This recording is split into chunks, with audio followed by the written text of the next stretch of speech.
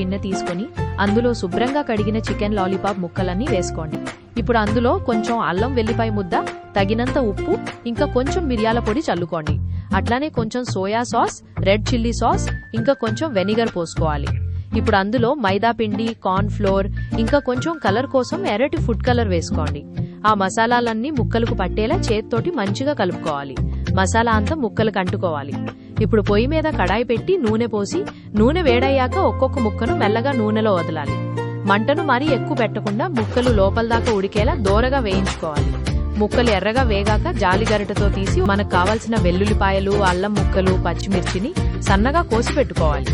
ఉల్లిగడ్డను కూడా మరీ పెద్దగా కాకుండా చిన్న చిన్న ముక్కలుగా జాగ్రత్తగా కోసుకోవాలి. వేరే ప్యాన్ లో కొంచెం నూనె పోసి మనం కోసిపెట్టుకున్న అల్లం, వెల్లుల్లి, పచ్చిమిర్చి, ఉల్లిగడ్డ అవన్నీ వేయించాలి. అందులో కొంచెం సోయా సాస్, చిల్లీ సాస్ వేసి కలిపినాక మనం వేయించి పెట్టుకున్న చికెన్ ముక్కలన్నీ అందులో వేయాలి. ఆ మసాలా అంతా చికెన్ ముక్కలకు పట్టేలా ఒకసారి టాస్ చేసుకుంటే మన వేడివేడి చికెన్ లాలీపాప్ రెడీ అయినట్లే. చూస్తుంటేనే నోరూరుతోంది కదా.